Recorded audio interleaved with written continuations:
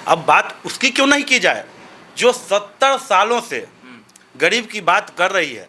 Party गरीब की राजनीति कर रही है, लेकिन आज भी लोग वहीं के वहीं धरे हुए हैं। मुसहर कम्युनिटी की आप बात करते हो, वो आज भी वैसे ही हैं। आप किसी भी गांव में चले जाइए, उनका एक प्रॉपर अलग बस्ती है, उनको लोग गांव से साइड करके एक अलग मुसहर टोला ही होता है सर हर एक गांव में, अगर आप जाएंगे अच्छे से देखेंगे तब। और वहां जाने के बाद आपको ये एहसास होगा कि गरीबी किसको कहते हैं, है ना, अशिक्षा किसको कहते हैं, असुविधा में लोग कैसे जीता है, पानी के बिना लोग कैसे तरसते हैं, कपड़ों के बिना लोग कैसे जीते हैं, ये सारी चीज़ें आपको वहाँ देखने को मिलेगी। तो ऐसा क्या राजनीति है कि सारी मूलभूत सुविधाएं तमाम लोगों तक पहुँच जा रही हैं पर उन तक नहीं पहुँच रही हैं जहाँ तक पहुँचना चाहिए।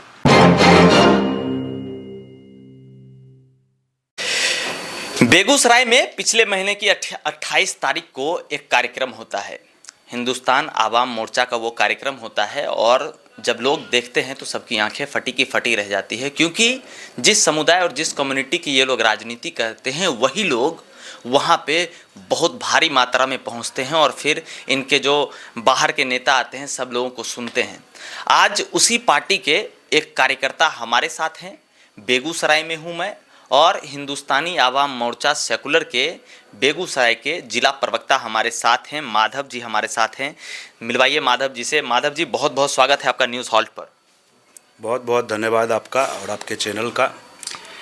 बेहतरीन कार्यक्रम रहा आपका। हमको एक बात बताइए, राजनीति में लोग अक्सर कहते हैं कि जो आदमी जिस समुदाय का नाम लेकर टोपी पहन लेता है, कुर्सी पकड़ लेता है, उस समुदाय का वो किसी बार काम नहीं आता है। आपकी भी पार्टी शायद वैसा ही कर रही है क्या? मैंने आपको धन्यवाद दिया है। अच्छा।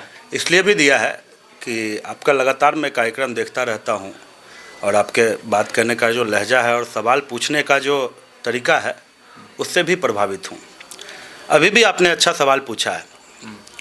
देखिए, हिंदुस्तानी आवाम मोर्चा सेकुलर जो पार्टी है बहुत कम दिनों की पार्टी है। 7-8 साल पहले ये पार्टी बनी है, जिसके कि राष्ट्रीय अध्यक्ष पहले पूर्व मुख्यमंत्री श्री जीतन राम मांझी जी थे और अब राष्ट्रीय अध्यक्ष डॉक्टर संतोष कुमार सुमन जी हैं, जो कि अभी बिहार सरकार में अनुसूचित जनजाति कल्याण विभाग के मंत्री हैं और माननीय मांझी जी के पुत्र हैं। और इस पार्टी को अभी बहुत ज़्यादा दिन नहीं हुए हैं और जब मांझी जी मुख्यमंत्री थे तो उन्होंने मुख्यमंत्री काल में कई ऐसे फैसले लिए जिससे न केवल एक जात, कई और समुदाय के लोग, जैसे 5 एकड़ तक के लिए किसानी के लिए बिजली फ्री, केजी से पीजी तक शिक्षा फ्री, तो इसमें सभी लोग आ जाते हैं।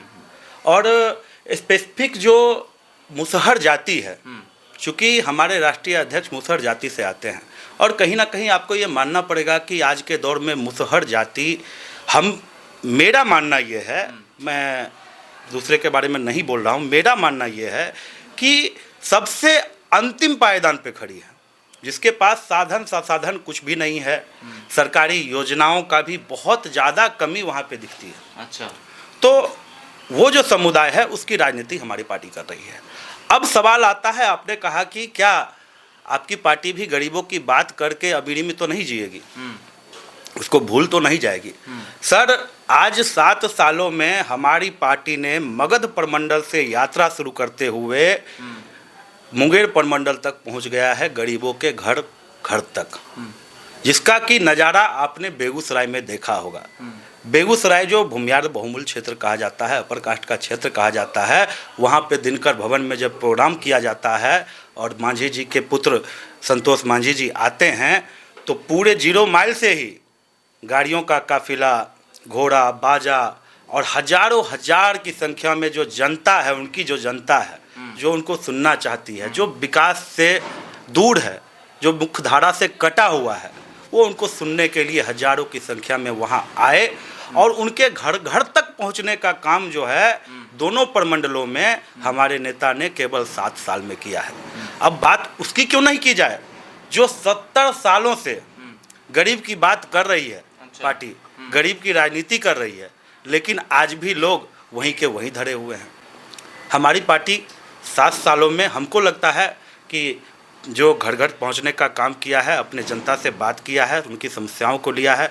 जब हमारा भी कार्यक्रम हुआ था बेगूसराय में, तो माननीय मंत्री जी को सैकड़ों हजारों आवेदन भी सौंपा गया है।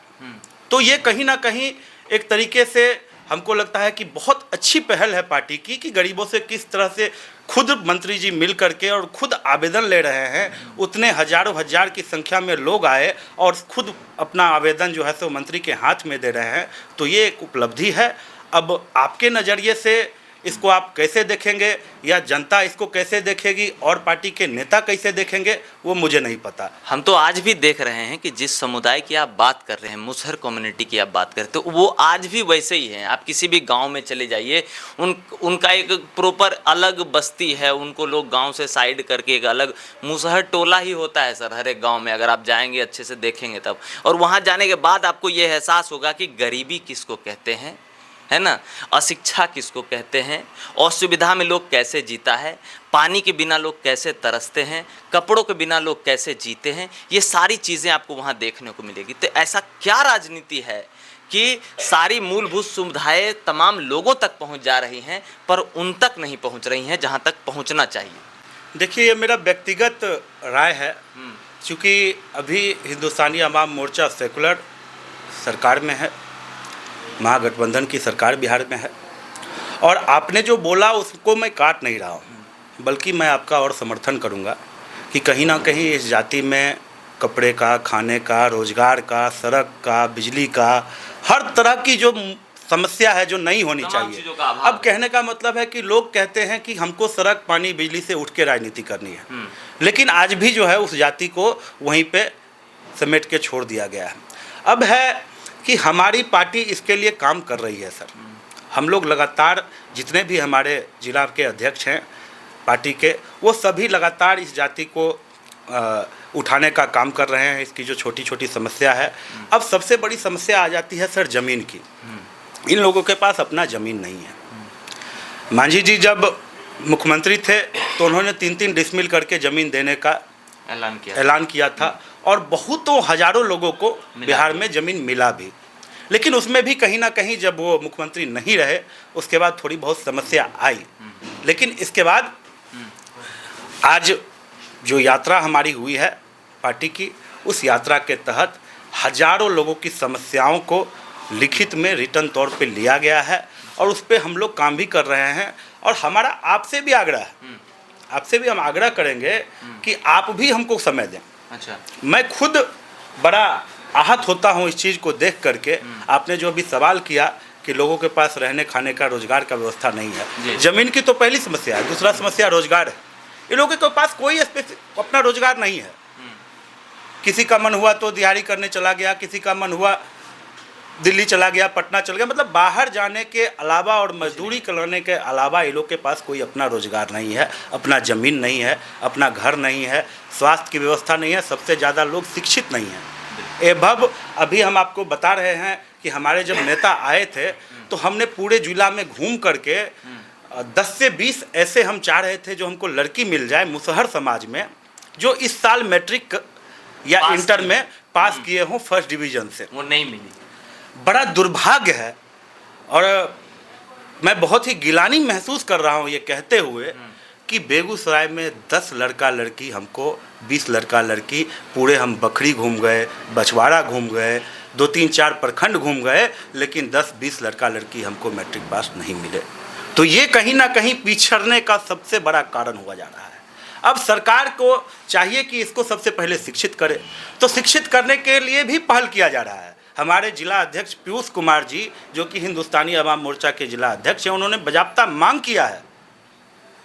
जब मांझी जी अनुसूचित जनजाति मंत्री थे और अब संतोष जी मंत्री हैं, तो उनसे मांग किया गया है कि बखरी में और तेघड़ा में 2 जगह अनुसूचित जनजाति छात्रा आवास आप दें, जिसमें कि बच्चे रहेंगे, पढ़ेंगे, खाएंगे, पिएंगे।